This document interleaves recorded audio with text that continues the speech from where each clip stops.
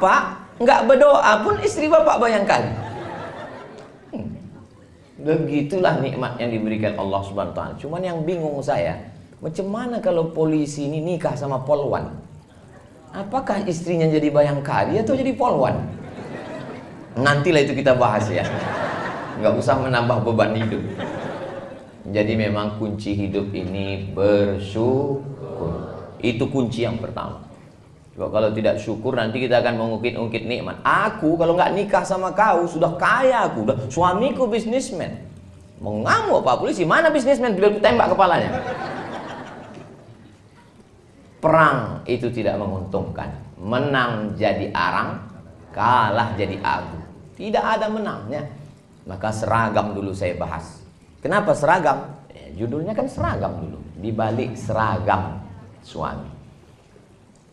Pak Kapolda heran, ini Ustaz Somad ini datang apakah tablik akbar? Tidak, ini dia datang intern. Memang cocok, judulnya ini judul intern memang. Kalau dibuat ini tablik akbar, betapa banyak jamaah yang tersinggung karena dia tak punya seragam. Nah, kami nggak masuk nih kata dia kan. Nah, jadi memang cocok ini judul-judul intern ini. Walaupun videonya nanti tetap diupload dan ditonton orang yang tak berseragam. Makanya kalian yang tak berseragam jangan tersinggung. Kunci mendengar ceramah Ustaz Somad ini satu, jangan tersinggung. Ada beberapa jamaah tersinggung, meninggal. Enggak sampai ajalnya. Bukan karena tersinggung. Nah, di balik seragam suami, bapak jadi suami itu sudah ditetapkan di Lauhil Mahfuz. Ada papan namanya Lauh Mahfuz, dijaga malaikat. Dituliskan malaikat di situ, khamsin alfasanah, 50.000 tahun qabla an yakhluqas samawati wal ard. Sebelum Allah menciptakan langit, sebelum Allah menciptakan bumi, 50.000 tahun sudah tertulis nama bapak sama nama ibu di Lauhil Mahfuz. Makanya kalau ada ibu yang merasa berat kali jadi istri polisi ini Pak Ustaz, suami ibu bagian apa? Bagian narkoba Pak Ustaz. Takut saya dia kena tembak karena sekarang sedang diburu-buru, dicari-cari kesalahan. Maka ibu mesti meyakinkan dalam diri, sebelum Allah menciptakan langit dan bumi, memang kau sudah tertulis nama. Itu ditanamkan dalam hadisnya, hadis Sahih Muslim. Memang sudah tertulis. Dari sekian banyaknya pacar papa itu dulu, dia pula playboy cap tupai kan. Pokok kelapa mana yang tak dia panjat? Dari mulai kelapa gading sampai kelapa hibrida. Kelapa sawit pun dipanjatnya juga. Ya, emang betul-betul burung hantu ini. Bang, berapa mantan kau dulu bang? Suami serba salah menjawab pertanyaan ini. Mau dijawab kena marah, tak dijawab kena hamuk. Memang jadi laki-laki inilah memang. Waktu kecil dimarahi emak, sudah besar sikit dimarahi guru, di jalan kena tilang, di rumah dimarahi bini. Memang nasib laki-laki lah itu memang. Itu makanya muncul kalimat laki-laki tidak berkata-kata, langsung gila aja. Enggak, cakap temen terbodoh dia. Jadi ada laki-laki nikah, bilangnya sama bininya, dek, tolonglah kau kusuk kepala abang. Kusuk istrinya lah. Sebelum kita nikah, siapa yang ngusuk kepala abang? Kata istrinya. Sebelum kita nikah, abang nggak pernah sakit kepala.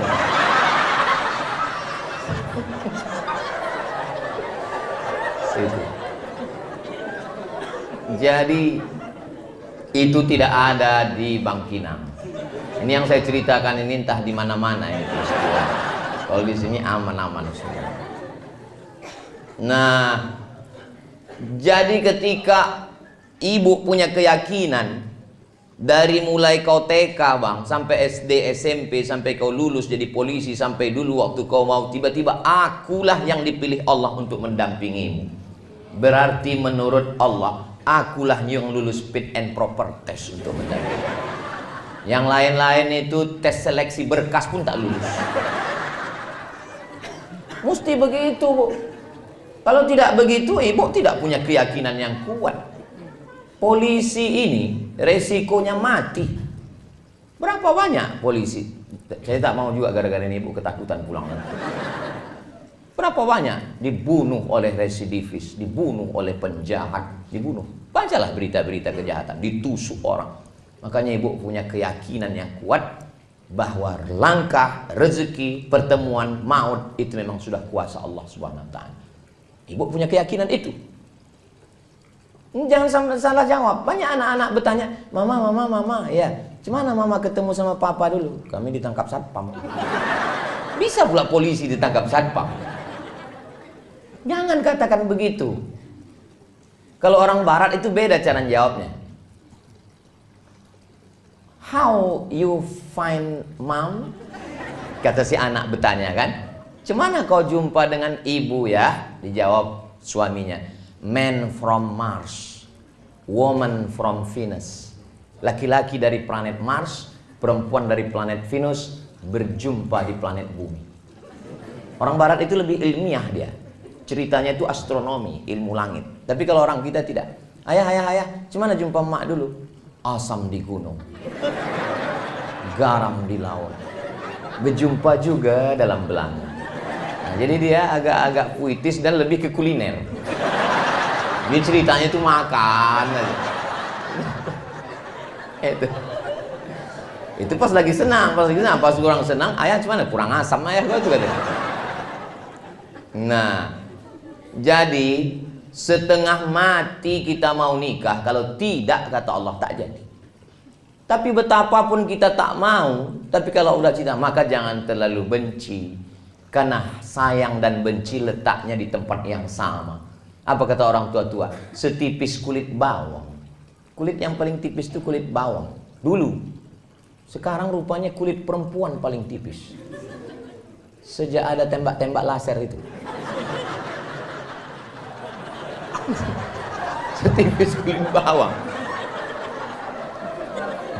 Orang banyak kalau dengar ceramah saya dalam hatinya, ini jangan-jangan Ustaz ini udah dapat bocoran ini. Saya termasuk penceramah yang tidak bisa dibisik-bisiki. Isi ceramah saya tidak bisa diintervensi siapapun, termasuk polisi. Saya ini penceramah independen. Nah, jadi letak benci dan sayang itu setipis kulit bawang di dalam hati. Berdegup dan berdetak dua jari dia di bawah. Itu yang suara jantung yang normal. Tapi kalau yang tak normal itu biasanya jantung itu tak normal disebabkan dua. Yang pertama jatuh cinta, yang kedua jatuh tempo.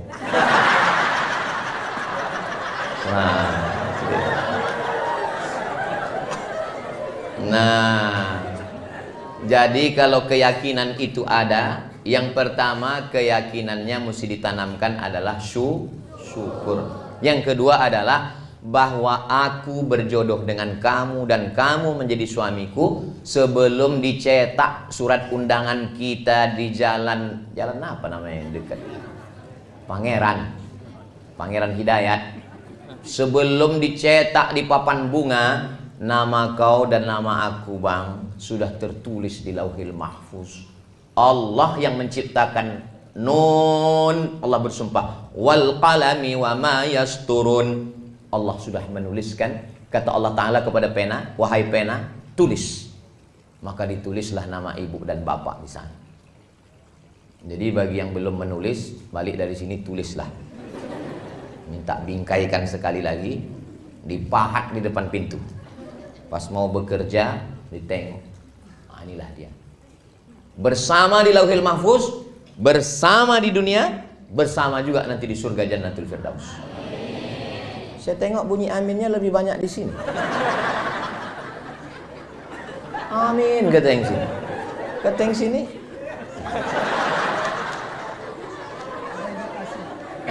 Ada indikasi.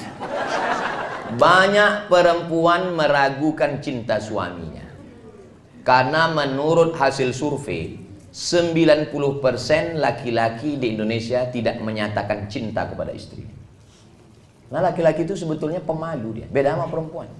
Laki-laki itu 90% tidak menyatakan cinta kepada istrinya, karena mereka menyatakan itu kepada bini orang lain.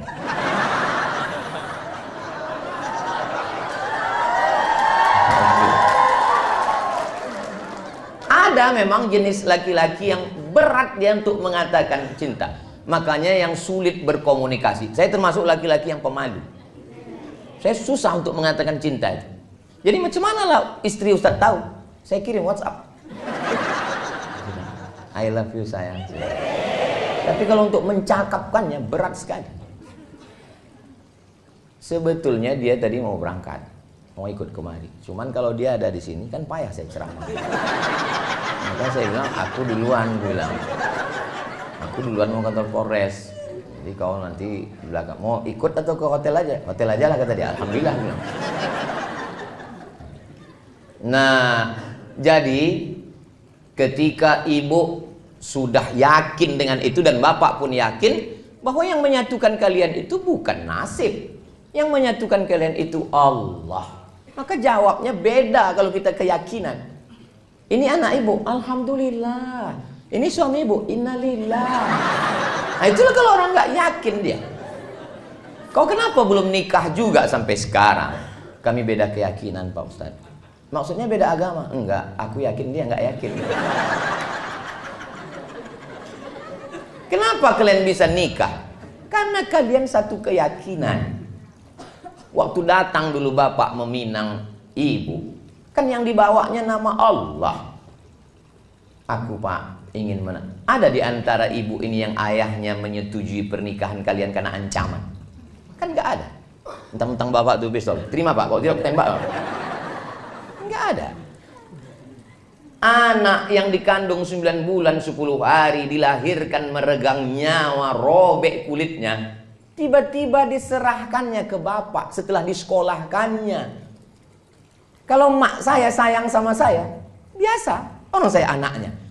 Tapi emak ibu menyerahkan ibu kepada seorang polisi. Kuserahkan anakku ini kepada engkau, wahai Pak Polisi, jagalah dia. Lalu kemudian apa kata polisi itu menjawab? Kalau membeli kapulaga, jangan dicampur dengan jamu. Sedangkan negeri ini aja dia jaga, apalagi kamu. Oh gitulah maka diserahkannya. Yakin ayah ibu dan emak ibu menyerahkan, karena ditengoknya ada keyakinan dan kepercayaan. Nah ini modal yang kedua, bahwa seragam suami, artinya suami itu menjadi nikah karena takdir Allah. Ada doa dan cinta seorang istri. Sebetulnya ini bahasa yang halus. Kalau mau di kasar judulnya bisa dirubah. Di bawah bayang-bayang bayangkari. Cuman kan nggak enak sampai 3 kali ulang. Di bawah bayang-bayang bayangkari. Jadi di balik seragam ini, di situ ada 2. Jangan pula dirubah nanti judulnya waktu update status. Apa judul ceramah Ustaz Somad tadi? Di bawah bayang-bayang bayangkari.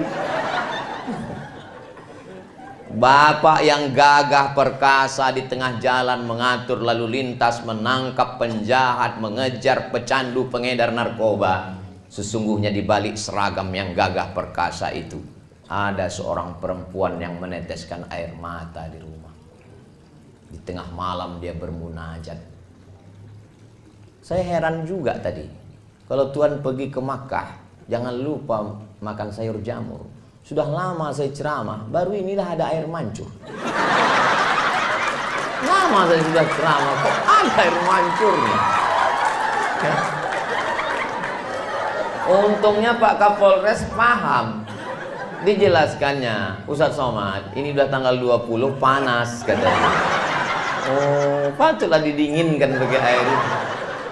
Baru saya tahu, kadang banyak hal saya nggak pula saya tanya kan, nggak saya tanya ke Pak Waka dengan Pak, ya, saya kan profesor, saya jaga juga harga diri. Tapi dalam hati saya dari tadi saya tengok, saya pikir air mancur ece-ece, saya tengok ada pula ikannya. Apalah tujuan orang ini? Rupanya untuk mendinginkan suasana. Kami Bu, laki-laki ini Bu, Ibu kan nggak pernah mendengar suara laki-laki kan? Karena laki-laki ini memang susah berkata-kata. Tapi saya mewakili mereka. Ya. Asal udah tenang Ibu di rumah, tenanglah kami di tempat kerja. Tapi kalau baru aja kami keluar rumah diiringi dengan inilah tabung gas di mana, ini kunci mana rumah ini, siapa yang cucinya, aku saja. Kusutlah pikiran itu. Kalau saya kusut pikiran, itu nanti ceramahnya mengamuk-ngamuk. Tapi kalau suami ibu ini yang kusut, bahaya Bu. Dia berseragam dan berpistol. Tak siapa-siapa ditilangnya nanti. Salah tembak nanti dia. Maka sebelum berangkat itu, sepahit apapun ibu di rumah, ibu lepaslah dia. La tahqiranna minal ma'rufi syai'a. Jangan sepelekan perbuatan baik walaupun kecil. Apa perbuatan baik walaupun kecil? Antalqa akhaka biwajhin talqin. Lepaslah dia dengan wajah yang cerah. Ibu lepas cerah. Cerah-cerahkan sikit. Karena kalau ibu lepas dia dengan jeruk purut dipijak gajah. Bayangkanlah itu macam mana bentuknya jeruk purut dipijak gajah. Berangkat kau ya Bang. Masalah anak kita ini ya macam mana lagi, kita uruslah. Saya misalnya, ini saya bisa ceramah dengan tenang ini kan karena tadi aman di rumah. Kalau sampai berkecamuk antara Ukraina dengan Rusia, ini entah apa-apa yang saya sampaikan ini. Pampers kata saya. Kenapa Ustaz tiba-tiba ingat Pampers? Maka saya bilang, aku ini mau berangkat. Tolong apapun yang terjadi tenang-tenangkan dulu. Nanti setelah pulang duduk kita bersama. Bismillahirrahmanirrahim. La haula wala quwata illa billah. Beda kita dengan hewan ada pada komunikasi. Cuman beda komunikasi laki-laki dengan perempuan. Laki-laki dengan perempuan memang makhluk yang berbeda. Kalau sama dia tidak bisa saling melengkapi. Maka kalau perempuan itu yang mau dicakapkannya itu 100, yang keluar 99. Kalau laki-laki yang keluar 1, yang 99 ditahannya. Itu maka banyak laki-laki kena jantung koroner, diabetes meletus, asam urat, asam lambung. Kenapa? Menggumpal dia di dalam. Makanya ibu buatkan teh, kasih dia, ibu bilang, speak up my darling. Apapun yang mau kau cakapkan Bang, cakapkanlah. Aku siap mendengar. 90% pernikahan itu isinya komunikasi, ngobrol, cerita. Kalau sudah tak ada cerita lagi, bak kata pepatah, apalah maknanya sekasur dua mimpi. Nah maka ketika ini cerita, tapi jangan gara-gara ini yang belum nikah jadi takut pula. Nah setelah dilepas dia pergi, abang, kau berada di jalan jadi polisi lalu lintas itu ibadah. Kau berada di kantor yang kebetulan di depan komputer cybercrime itu ibadah. Kau kebetulan yang bekerja mengejar pencandu narkoba, penjual ganja, pemakai sabu-sabu, bahkan pemakai lem kambing, itu juga ibadah. Ibadah itu bukan cuma baca Quran, zikir, wirid, yasin. Menjaga keamanan negara ini juga ibadah. Sebutlah nama Allah. Bismillahirrahmanirrahim. La haula wala quwata illa billah. Tapi jangan salah-salah cakap. Berangkat kau ibadah ya Bang. Kau mati pun kau mati syahid. Mau mati aja aku cepat ya. Ternyata kekuatan doa itu luar biasa. Suami ibu kan berangkatnya pagi, pulang sore. Atau ada juga yang jamnya berangkat sore, pulang pagi. Tapi saya di rumah hanya hari Selasa, Rabu, Kamis. 3 hari cuma di rumah. Ini hari Jumat, Sabtu, Ahad, Senin, Papua. Nanti pulang dari situ keliling satu provinsi, 1 kali saya datang, 4 hari saya datang. Jumat, Sabtu, Ahad, Senin di rumah, hari Selasa, hari Rabu, hari Kamis di rumah. Tapi dari awal udah saya bilang supaya dia tak terkejut. Aku di rumah insya Allah hari Selasa, hari Rabu, hari Kamis. Tapi saya kalau sudah di rumah itu memang betul-betul jadi ayah, jadi suami. Jangan ibu bayangkan saya di rumah ustadz. Bukan berarti saya di rumah begini lalu ngomong ke istri saya, ya ayyuhallazina aman. Saya suami.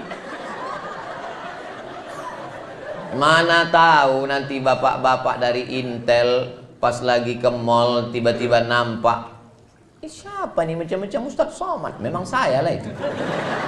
Macam mana Ustadz bawa istri Ustadz jalan-jalan, bawa Sami, bawa Hazik, bawa Sadim, pakai masker, pakai kacamata hitam, pakai topi pen.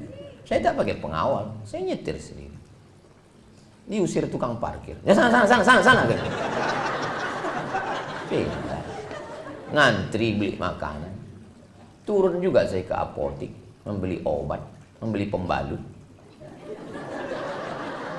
Bukan tidak, semua saya lakukan. Memikul tabung gas saya juga, mengambil air galon saya juga. Bahwa kita ini suami. Nah, ketika itu maka full betul-betul. Maka bapak setelah hiruk pikuk dunia keamanan negara yang mesti diamankan, menghadapi unjuk rasa masyarakat mengamuk, semua ujung tombak bemper, ibarat mobil, bempernya bapak. Naik pajak, mengamuk masyarakat. Yang dihamuknya bukan Bu Sri Mulyani, bapak dihamuk orang. Diturunkan Satgas, mengambil tanah yang sudah digarap bertahun-tahun di TNTN, Tesonilo. Yang dihamuknya bukan Pak Presiden, bapak yang kena amuk. Bayangkanlah beratnya suami ibu itu. Jadi mereka ini memang perlu didoakan. Sudahlah dia diunjuk rasa orang di kantor gubernur, ditekan orang, sampai ke rumah ada pula unjuk rasa susulan. Kapanlah lagi aku? Cuman mereka tidak menampakkan risaunya. Mungkin di kamar mandi, dikuncinya, digaruknya mukanya. Ya Allah, susah kali lah aku nih katanya. Hah? Makanya kalau mereka sebelum ke kamar mandi, ibu periksa dulu. Jangan sampai dibawanya pistol. Mereka tidak menunjukkan mereka sedang susah. Tapi itu di pikiran dia. Perempuan itu sama laki-laki diciptakan Allah saling melengkapi. Al-mu'minun laki-laki, wal mu'minat perempuan, ba'duhum awliya'u ba'd. Mereka saling tolong menolong, berbagi, menumpahkan segala keluh kesah pikiran. Jadi kalau mereka sudah susah menghadapi pencandu, pengedar narkoba, susah menghadapi masyarakat yang lalu lintas di jalan, susah menghadapi orang unjuk rasa, mereka ingin ketika pintu rumah dibuka, datang, oh my angel, kau adalah malaikat yang dikirimkan Allah dari, entah dari mana lah. Kau malaikatku sayang, kau bidadariku. Tapi aku gemuk bang. Enggak apa-apa, kau memang bidadari, tapi diturunkan Allah dekat restoran.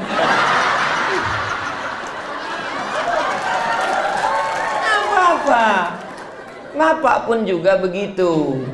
Sesuaikanlah. Perempuan itu kalau bercakap kita dari mulut kita ini 100 kata, yang diingatnya itu mana kata yang paling romantis. Itulah yang diingatnya. Makanya Nabi itu mengajarkan, nggak pernah Nabi itu memanggil ya Aisyah. Enggak. Apa kata Nabi? Ya Humaira, wahai engkau yang kulitnya putih kemerahan kalau kena cahaya matahari. Jadi rupanya perempuan ini dari dulu suka dibilang putih. Walaupun lehernya hitam.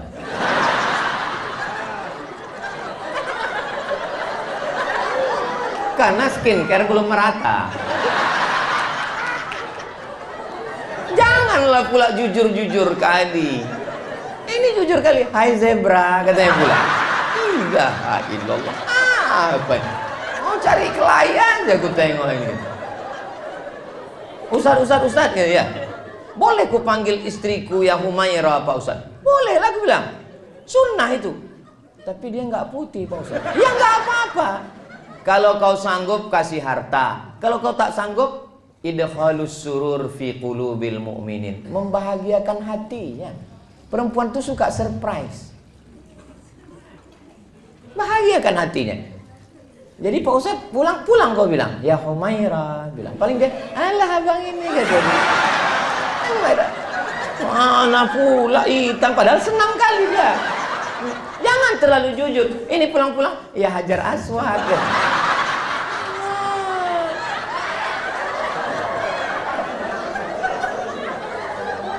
Kawan saya konsultan pernikahan. Konsultan pernikahan. Ada orang kaya konglomerat mengasih bininya 3 mobil mewah. 1 untuk mobil jalan-jalan dalam kota, city car. 1 mobil besar van untuk keluar kota, harga 1,5 miliar. 1 lagi mobil untuk ke pasar belanja, pick up. Kaya. Membelikan handphone mahal 2 biji. Tapi ternyata saat konsultasi dengan kawan saya ini, konsultasi pernikahan, apa yang dikeluhkan dia? Tahu apa yang dikeluhkan dia? Jangan kemana-mana, kita lanjutkan setelah yang satu. Itu kalau kita pas lagi masuk TV. Yang dikeluhkannya tahu Pak? Suara perempuan. Suaminya tak pernah bertanya, adik mau makan apa. Setiap pergi ke rumah makan hanya selera suaminya saja. Dan itu yang selalu diingatnya. Nggak pernah dia menanya aku kau makan apa. Yang namanya setan masuk bukan hanya melalui telinga, melalui handphone. Tiba-tiba tak datang dari mana, masuk WhatsApp. Kamu berhak bahagia sayang. Rupanya kawan SMA dulu. Kamu berhak bahagia. Kamu berhak untuk menentukan kamu makan apa. Kamu berhak untuk menentukan kamu makan di mana. Akhirnya dia menarik kesimpulan bahwa teman SMA ini lebih menghargai dia, lebih menghormati dia daripada suaminya. 3 mobil tuh nggak ada harganya. Gara-gara apa itu? Gara-gara komunikasi. Ini pentingnya komunikasi. Bertanya ke dia, adik mau makan apa? Aku mau makan mie ayam. Ayamnya dipotong, dicincang apa dihancur? Cobalah kalau kita naik pesawat terbang itu. Belum lagi kita masuk apa? Saya kan kalau naik pesawat itu pasti saya menunduk. Tapi pramugari itu tetap juga nanya, nomornya berapa? Kata dia. Pak Salah bilang, ini tunjukkan. Habis itu suruhkannya duduk, seat beltnya tolong dipakai, kata dia. Habis itu ditanya, bapak mau minum apa? Minum teh. Toh teh pucuk apa teh daun? Teh pucuk. Mau panas apa dingin? Panas. Mau dingin, panas, manis seperti aku? Kata dia. Kenapa dia bisa berkomunikasi lancar begitu? Karena disuruh atasannya. Waktu di situ dia baik kali sama kita. Begitu pesawat itu landing, begini dia berjalan. Awak pun terkejut, nggak kenal lagi dia.